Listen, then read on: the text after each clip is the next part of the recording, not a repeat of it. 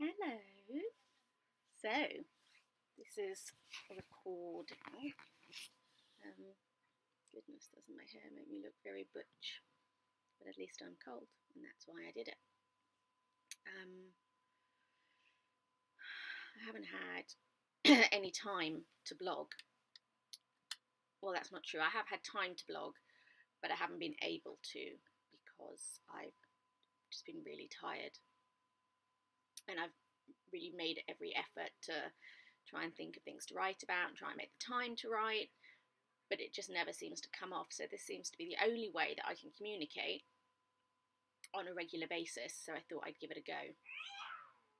As you can see, I haven't adorned myself with any makeup or accoutrement. I've had a bath with Lulu, and I'm just about to put her to bed. I have eaten a lot of pumpkin pie today. I made one yesterday, and that has made up the main elements of my breakfast, lunch and supper so far. Hopefully once I've put Lou to bed, I'll be able to have something a bit more substantial to eat, and then tomorrow I'm off work, as I was today. Today was Lou's first day back at school. She went into year 1, so I took the day off so I could take her and collect her. And tomorrow I'm off to Oxford to meet with my supervisor so I can start my PhD. I'm doing it part-time because I'm working full-time as well. And I'm feeling a little overwhelmed at the thought. And while I'm not consciously feeling overwhelmed, I'm feeling a little short-tempered at the moment. So I'm putting that down to feeling overwhelmed about all the stuff that I've kind of signed myself up to. I'm not feeling regretful. I'm excited, but I'm perhaps more apprehensive than I thought I would be. So I better go over my research proposal again tonight, just read it. It's not awfully long, obviously. And then start doing PhD type stuff. Ooh. It's been quite a long time since I've been a student. I did my, well actually I failed my A-levels, retook them, didn't do great, but I got an unconditional offer to Liverpool, to University of Liverpool, to do classics, which I did, classical studies. And then after I finished my degree, I thought, oh, what shall I do? And I really had no concept of what career I would pursue or what careers there really were out there. So I got funding for a master's, and I did it part-time, and I did classics and did ancient Greek and Latin. But my speciality, my thesis, was about infanticide in 5th century Greek tragedy, with specific reference to Euripides' Medea and kin killing, really. But it was the infanticide in Euripides' Medea.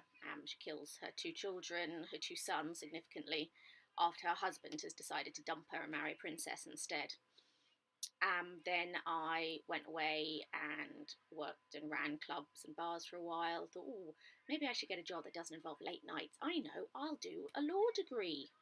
I had actually just watched Legally Blonde. That is no word of a lie. So I thought, that sounds like a great thing. I'll do that. So I did that part-time. And then I did my, so it was a year, the law conversion degree. So if you already have a degree, you can do law conversion. Anyway, so I did it part-time, so that was over 2 years, and I worked while I did it. And then instead of, I didn't want to be a barrister because I didn't really like advocating in that sense. Didn't want to stand up in a courtroom. So I thought, why not? I'll be a solicitor. I can do the casework. And the research. I found that quite interesting. So then I did the LPC, which is the professional solicitors exams. Did that over 2 years, part-time instead of 1.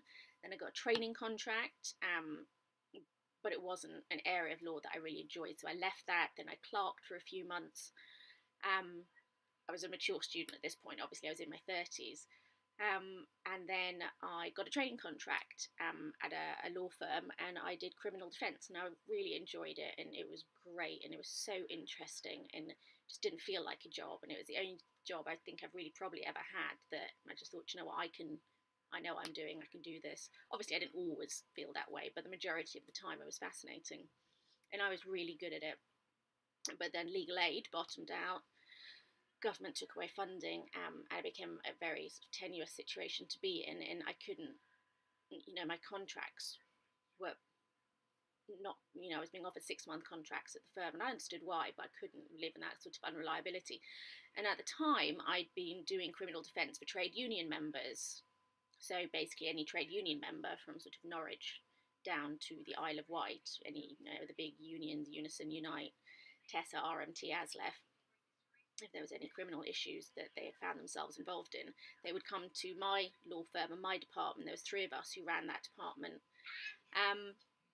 And then sort of through that, the RMT were recruiting for industrial relations officers. And, well, not actually through my job, but I knew that the RMT were. I could see them on their, I went through their websites and all that kind of stuff. So I went and I got a job there, and that's where I work now. I'm an industrial relations officer for the RMT. It's really hard to explain what I do, not because it's particularly complicated and that people don't understand it, but it's a very bureaucratic role. I carry out the instructions of the executive committee of the RMT trade union. In a bureaucratic, administrative manner. If I need to write to a company, if they want me to write to a company, then I'll write to a company, things like that.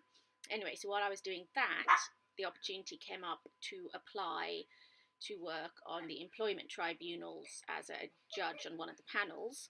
So I applied and I got that, and I did that on a part-time basis as well while I was working. And whenever I turned up at the employment tribunals, the court usher always thought I was the claimant or respondent, and of course I wasn't. I was one of the judges. Don't think they had people in their 30s doing that, but it was really interesting. But of course, the government have decimated the area of employment tribunals. I wasn't getting cases to sit on. I was doing more training days than I was actually sitting on cases, and so I just thought, no, this isn't for me. Not my passion lies in employment law, really. My passion lies in criminal law, always has done. And so, this idea of doing this PhD had been in my head for so many years, but it's so expensive. Originally when I left Liverpool and I'd finished my master's, there was the opportunity to get funding to go to maybe America to go and do my PhD in classics out there. They're structured very differently out there. It's a 7-year course, and incorporated is part-time teaching as well as part of the PhD itself, so that when you finish the PhD, you're not, another doctor out there looking for a job. You've got all the teaching, all the skills, everything that's gone on within it, and it's, a career in itself, moving on. Whereas in England, it is quite different, I think, but it's a chance I'm willing to take. It's a subject I'm really interested in. So my PhD is about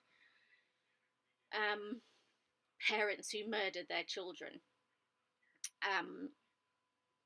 It's not actually, strictly speaking, infanticide, in as much as it's children over the age of 1 that I'm more interested in. Under the age of 1, it's infanticide, and also I think under the age of 1 to 18 months, there's been a lot of work that's been done on that area in relation to postnatal depression, other issues that people have that could contribute towards the death of a child. My PhD will concentrate on the death of older children. And it always surprises people that the majority of children under the age of 16 who are killed each year in this country are killed by their own parents. It's not a particularly cheery topic. I realise it seems quite morbid.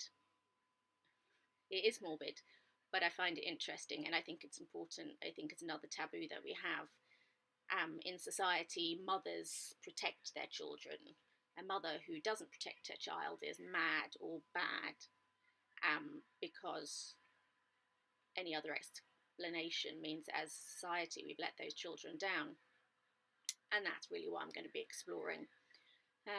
So I am excited. It's going to be a lot of work, and it's not going to be particularly pleasant at times. But as I said, my previous roles have been criminal defence, and those cases weren't all particularly pleasant either. So I think I'll be okay. Famous last words.